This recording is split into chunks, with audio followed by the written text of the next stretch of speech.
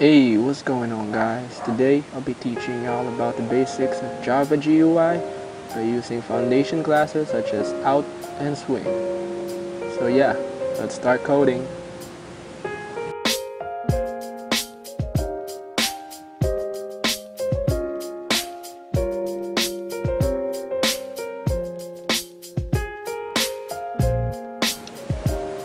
Alright, so let's start by naming our Java file GUI.java.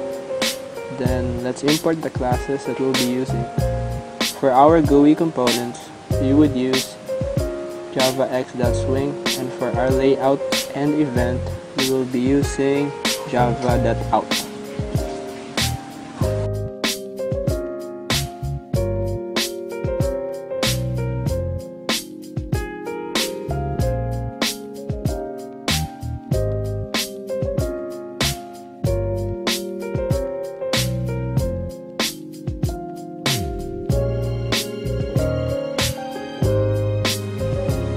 Next, let's make a constructor.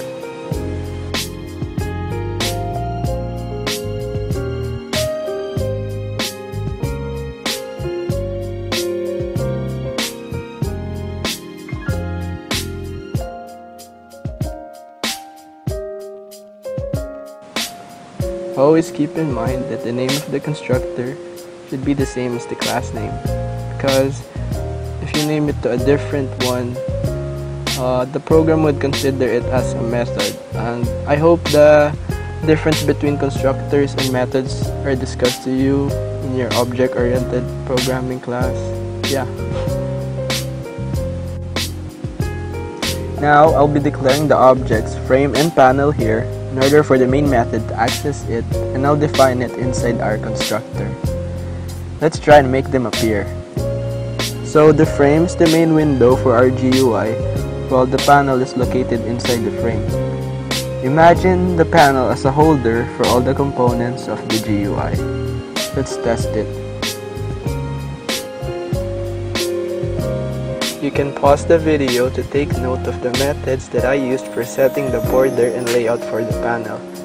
These methods for the frame are pretty much self-explanatory and are mandatory to make them appear. You can always search them on Google for more information about them.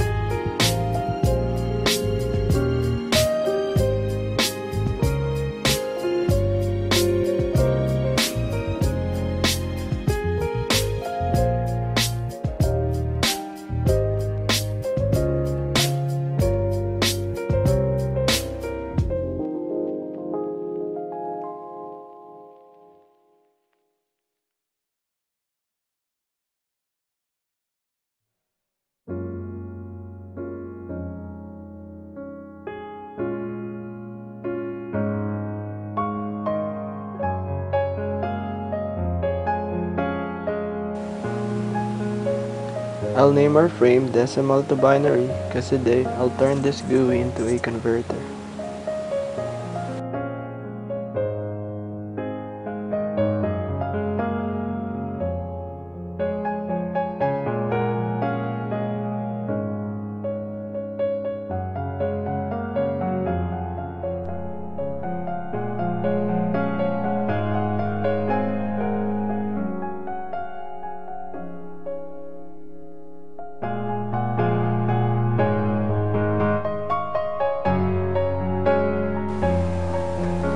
Hey, so the frame and panel are set. Now let's add some components inside the panel. For this program, we will be needing JLabel for the labels, JText field to get input from the user, and another JLabel to display the answer. And lastly, we need a button for the program to execute.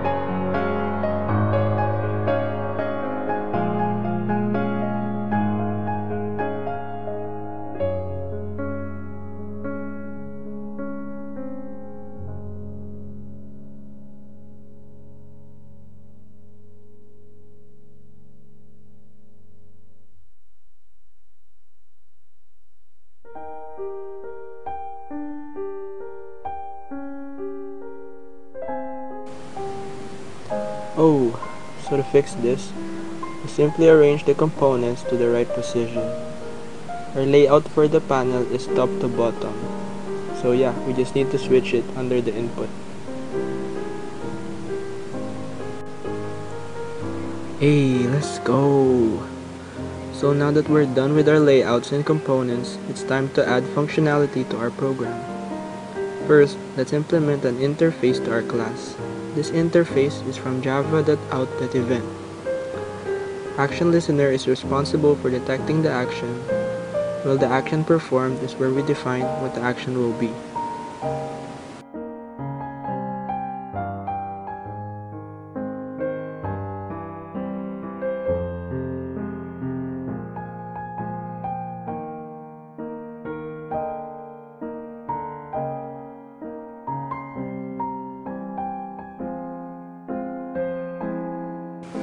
Next, let's define the method actionPerform from the interface.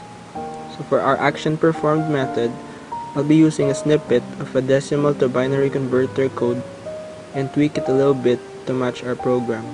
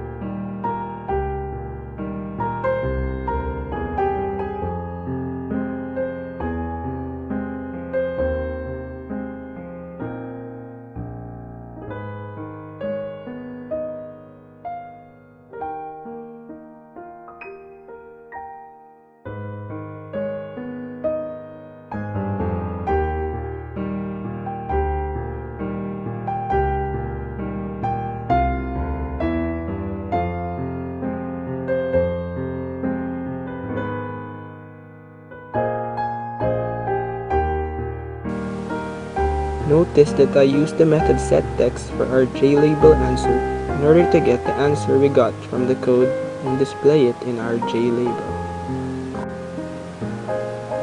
Now that we've defined the action to be performed, we're almost done. But let's try it first. Yo! Notice that the button does nothing even though the action performed is set. That's because the button can automatically detect the action. So in our case, let's make it the action listener.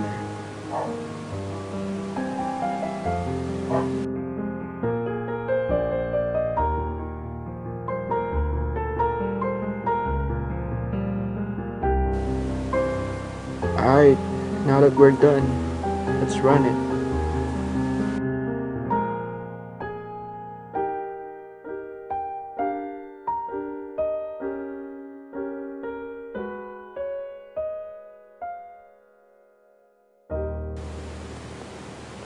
Looks like the program is all good.